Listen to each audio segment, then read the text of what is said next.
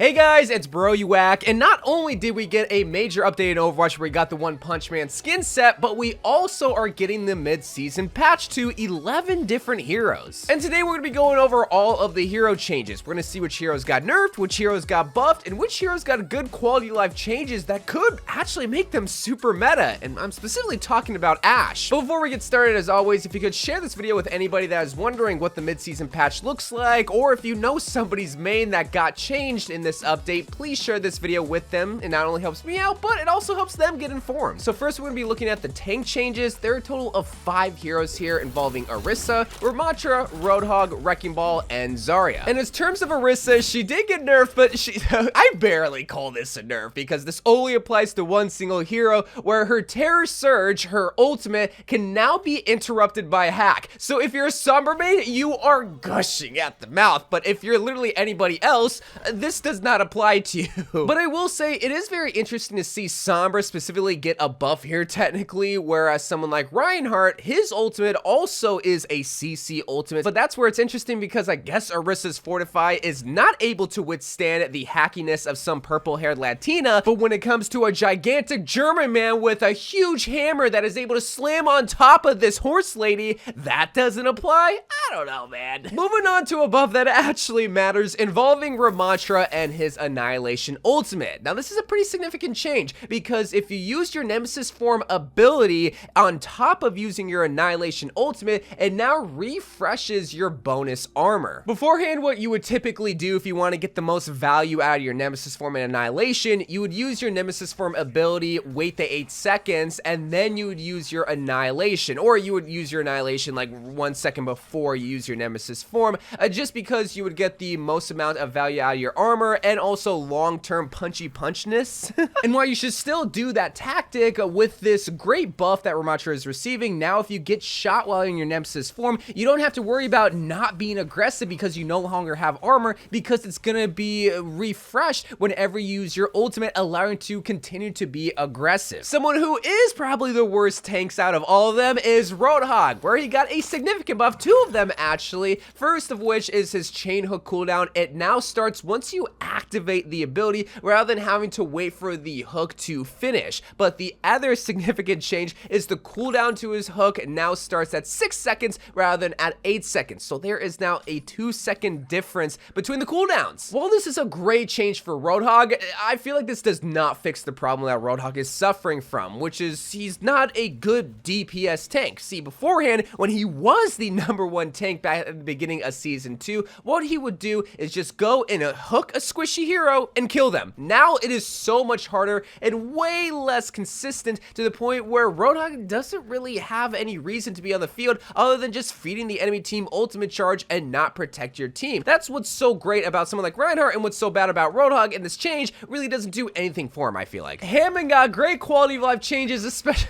if you're on Nintendo Switch. So first and foremost, the general changes is that he now has a relative aim sensitivity while rolling that is applied to all platforms, but he also has a relative gyro sensitivity while rolling option if you're on Nintendo Switch only. So now he has more options to change his sensitivity while he's rolling, which is great. Does it make you a better Hammond? Not necessarily. Another great quality of life change is that the grappling claw, it now has a timeout indicator whenever you're just holding on for dear life, whenever you got boofed off the edge by the Lucio. It now tells you when you're gonna die based on the timer. But the final change that is actually a nerf is to his ultimate Minefield, where the arming time increased by 1/4 of a second. Originally it was 1 second, now it's 1.25 seconds, which I think was the original time before he got a buff last patch. And the final tank changes to our favorite pink bubblegum haired hero, Zarya, where the cooldown to her particle bearer and projectile bearer, so herself and her teammates bearer, now decreased by 1 second from 11 to 10 seconds. I think this is once again another change that reverts a hero back to how they originally were before, like I think the Season 2 patch notes, where Zarya had like a 10-second cooldown on her bubbles. So some pretty interesting changes for the tanks, but now we're going to be moving on to the DPS heroes, which we have 5 once again, involving Ashe, Hanzo, my girl Mei, Pharah, and Sojourn. Now Ashe's change, I surprised surprisingly think is the best out of the bunch, where now if you activate Bob, once you have Bob do something, and if you shoot an enemy, Bob will now lock onto that target, where beforehand he had a mind of its own. So Bob truly is the biggest simp in the whole entire game for Ashe. And the reason why I think this is a big change for Ashe, where it could possibly make her meta, is that this is devastating for squishy heroes, especially squishy heroes that can't defend themselves. Mercy, Zenyatta, unless they ult, or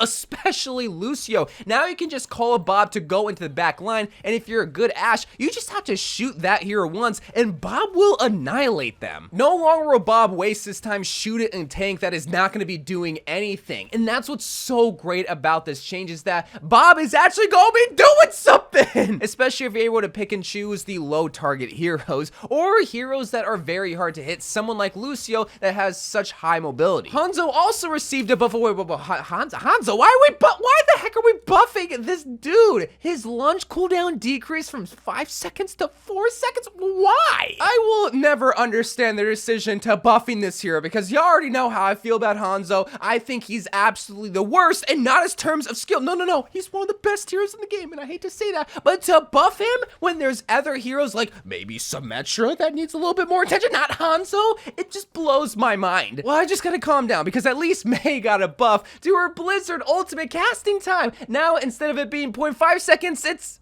0.4 seconds.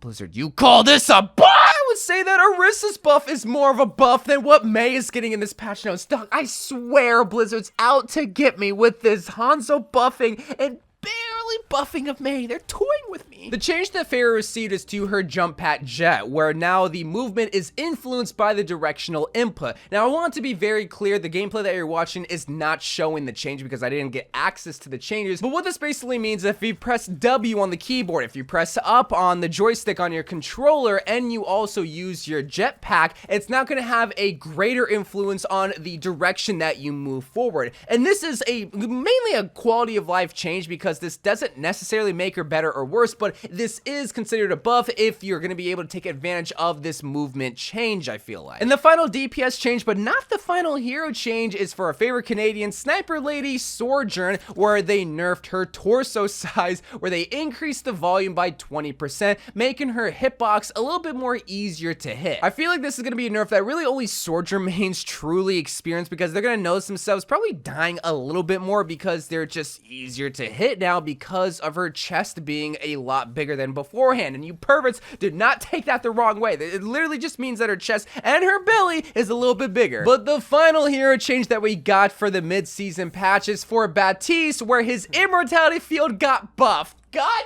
dang it, why are they buffing this hero? The minimum threshold increased from 10% to 25%, meaning that heroes are going to have a lot more health once immortality field is deactivated or destroyed, meaning that immortality field is even more powerful than it ever was before. And truth be told, I think this is just basically reverting his change back to how it was before. I think the mid-season patch of Season 1, or maybe even the changes going into Overwatch 2. But anyway, guys, those were all of the hero changes that we got in the mid-season patch. Let me know what you guys think of them, because I personally think there are some great changes like for Ashe and Pharah, but some useless changes like for Sojourn Baptiste. But that's just my thoughts. But I love you guys. Thank you guys for watching. More Overwatch 2 videos to come, and bye.